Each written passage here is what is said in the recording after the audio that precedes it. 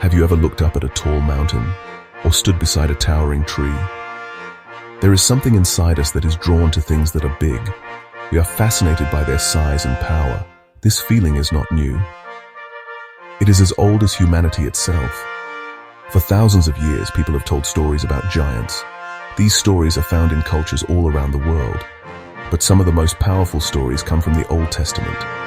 These tales speak of a time when giants walked the earth.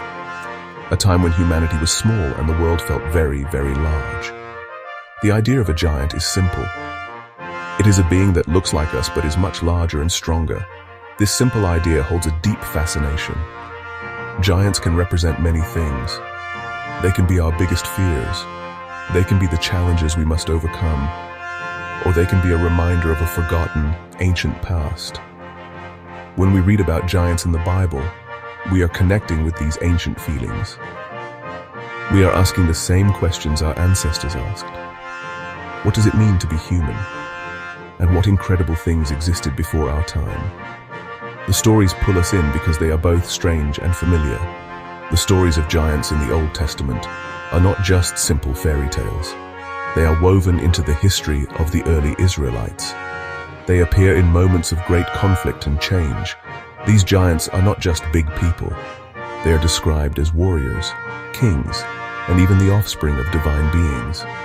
Their presence raises questions about the very nature of the world in those ancient days. Was the world different then? Were there beings that we can no longer see today?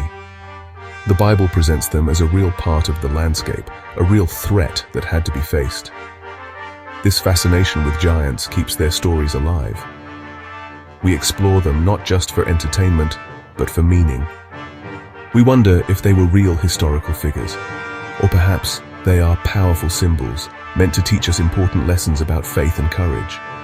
The mystery is part of the appeal. It invites us to dig deeper, to question, and to explore the boundaries between history and myth. As we journey into these ancient texts, we are not just reading stories. We are joining a search for understanding that has lasted for centuries, a quest to uncover the truth behind the legends. The Bible introduces several groups of giants. Perhaps the most mysterious are the nephilim. The book of Genesis tells us they were on the earth in those days. It says they were the children of the sons of God and the daughters of men. This description is short, but it is powerful. It suggests a mixing of the divine and the human. The Nephilim were called heroes of old, men of renown. Their story is brief, but it leaves a lasting impression. It hints at a world filled with wonders and dangers that we can barely imagine. Who were these sons of God? The question still echoes today. Then we meet Goliath. He is probably the most famous giant of all. The story of David and Goliath is known around the world. Goliath was a champion of the Philistine army. The Bible gives us his exact height. It says he was over 9 feet tall. He wore heavy bronze armor and carried a massive spear. He was a symbol of unbeatable power. When he challenged the army of Israel, everyone was afraid. He was more than just a big soldier. He was a test of faith. His story shows us that giants are not just ancient history. They can appear in our own lives as challenges that seem impossible to defeat. Another group of giants mentioned are the enochim. When Moses sent spies into the Promised Land, they came back with a terrifying report. They said they saw the descendants of Anak there. The spies described these people as so large that the Israelites felt like grasshoppers next to them. This report filled the people with fear. It made them doubt God's promise. The enochim represent a different kind of giant. They are the obstacle that stands between us and our destiny. They are the fear that can paralyze us and make us want to give up on our journey. Finally, we read about the Rephaim. This term is sometimes used to describe giants in general, or a specific tribe of them. King Og of Bashan was one of the last of the Rephaim. The Bible tells us about his bed. It was a huge iron bed more than 13 feet long. This detail is there for a reason. It is meant to show us the incredible size of this king. By defeating King Og, the Israelites proved that their faith was stronger than any giant. The stories of the Rephaim, the Anakim, Goliath, and the Nephilim all serve a purpose. They paint a picture of a world where great faith was needed to overcome great challenges. How do we understand these stories today? There are two main ways to look at the giants of the Old Testament. One way is to see them as real, historical beings. Some people believe that these accounts are literal history. They believe that a race of very large humans once walked the earth. They point to the specific details in the text, like Goliath's height or the size of King Og's bed. For them, these are not just story elements. They are facts recorded by people who saw these things. This view sees the Bible as a reliable historical document in every detail. This literal interpretation has led many to search for physical evidence. People have looked for giant skeletons or ancient artifacts that could prove these stories are true. They believe that finding such evidence would confirm the truth of the Bible. This view holds that the world was once very different, and that the Nephilim were a real hybrid race. For those who hold this view, the giants are a key part of human history. They are a lost chapter that we are slowly rediscovering. The stories are not myths, but memories of a time when the world was filled with giant wonders. The other way to understand these stories is to see the giants as powerful symbols. In this view, the giants might not have been literal 9-foot-tall men. Instead, they could represent powerful enemy nations or fearsome warlords. A giant could be a symbolic way to describe a terrifying enemy. When the spies felt like grasshoppers, maybe they were expressing their deep fear, not measuring the Anakim's exact height. Goliath could represent the military power of the Philistines. He was a giant problem that seemed impossible for a small nation like Israel to solve. This symbolic view does not mean the stories are not true. It means their truth is found on a different level. The truth is not in the physical size of the giants, but in what they teach us.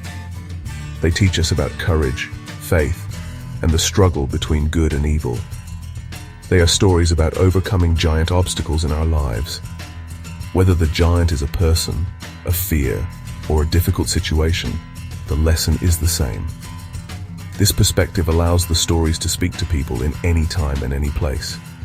The giants become a metaphor for the great challenges that all of humanity must face. So, what do we take away from these ancient stories? Whether you see the giants as real or as symbols, they teach us a powerful lesson about perspective.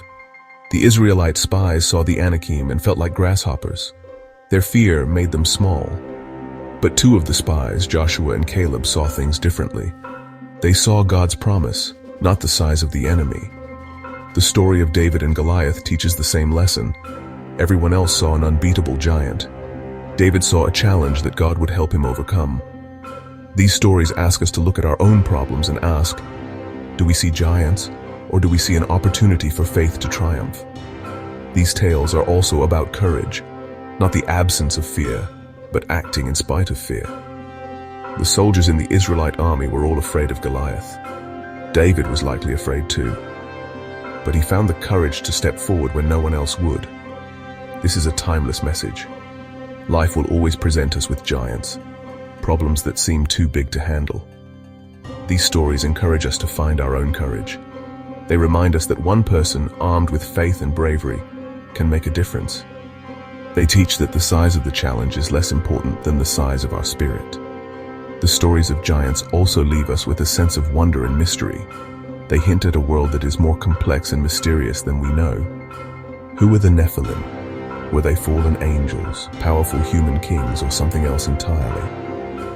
The Bible gives us just enough information to capture our imagination, but not enough to solve the puzzle completely. This mystery is important. It reminds us that there are things about God and the world that we may never fully understand. It invites us to be humble and to keep searching for answers, knowing that the journey itself is valuable. In the end, the question of whether giants were real might not be the most important one. The bigger question is, what do the giants mean to us today? Do they represent the powerful forces in the world that seem to control everything? Do they stand for the personal fears that hold us back? Or are they a reminder that the world is an ancient and mysterious place? The stories of the giants of the Old Testament continue to be told because they speak to something deep within us. They challenge us, they inspire us, and they leave us wondering. And perhaps that is their true purpose.